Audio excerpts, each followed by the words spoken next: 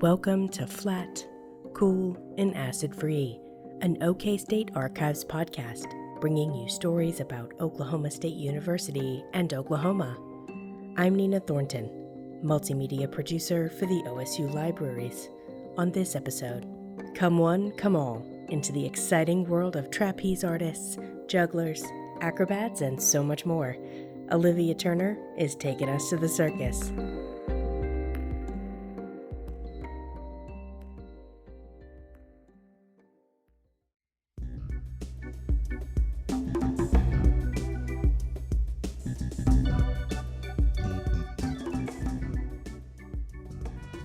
Let's take a trip down memory lane.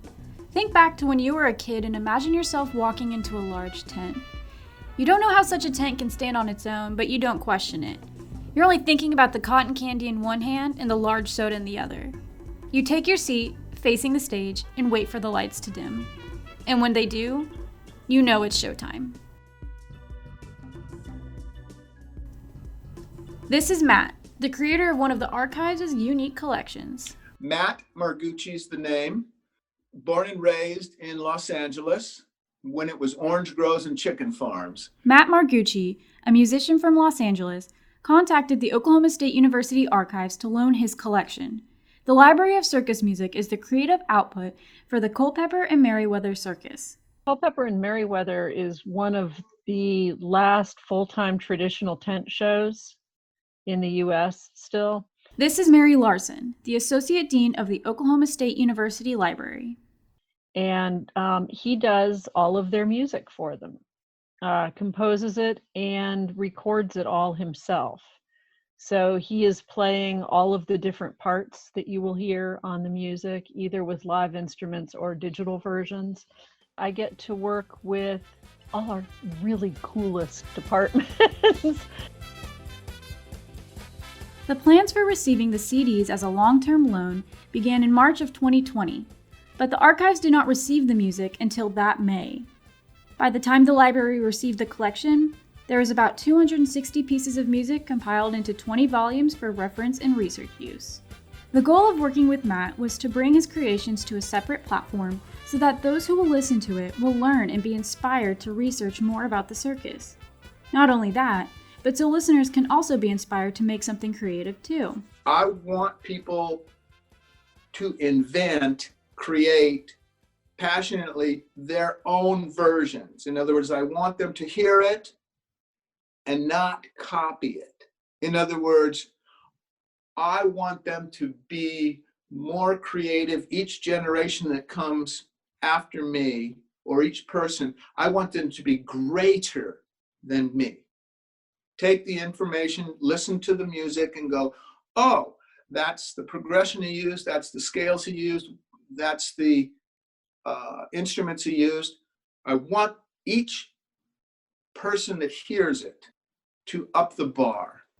Now, step back for a second and think about circus music. What do you hear when you picture it? You think of the typical upbeat, fast-paced tune, right? That's because there hasn't been much circus music written since the 1940s, if at all. That is, until Matt entered the scene. The last original score in Circus was da da da da da da da da da, and that was 1945 or 46. Nobody had done it since, and since the stars shine on me all the time anyway, I knew that my luck was in good order. Rather than recreate what has already been done, Matt chose to blend his feelings together to create multiple emotions, like happiness and fear, at the same time. There's so many different moods. There's very upbeat, bright entry music. There's some more magisterial music.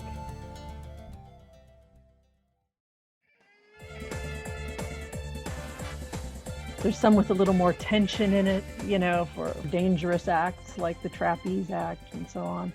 But there's a number of styles too. And I think what I like the most is how he manages to play with a number of styles and how the composer really seems to be having fun with that. When composing the music that we now have in the Library of Circus Music collection, Matt focused on the importance of limitless or infinite creation. In other words, you have to use trumpets here, you have to be and the owner of the circus, if I can say, when I said, what do you want me to write? He said, write a good show. And I went back to him and I said, you mean if the show is traveling through Central California, meaning the farm areas, and we're having the population is Hispanic, I can do mariachi circus? He goes, yeah.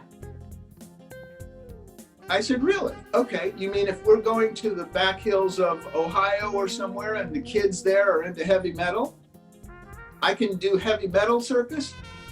He goes, yeah. So I owe it a lot to him, Trey Key, the owner, that he removed the limitations. I didn't have to do traditional circus. I had to do 50% of it, but the other 50% I could do reggae circus. To Matt, the work he has loaned to the Library of Circus Music Collection is meaningful because of his experiences.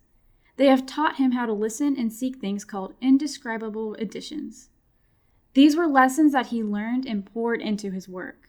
My mentors or my Alzheimer's people or my conversation with you and my thrill for your generation to expand on things makes my music meaningful to me, and I believe that's why me and Mary and myself hooked up correctly. The Library of Circus Music Collection is important to the archives. Many of the smaller circuses that are still on the road are housed in Oklahoma, and Oklahoma State is a land-grant university that is charged by public outreach.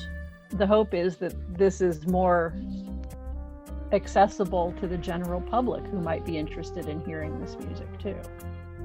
This collection houses a number of ranging emotions that can be felt through music and truly represents a fresh, modern, and unique experience at the circus.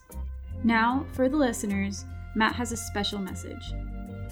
It doesn't have to be limited to circus. It doesn't have to be classical or jazz. Limitations out the window. Raise the bar. Olivia, raise it. Everybody who listens to me, raise it. 100 years from now, raise it.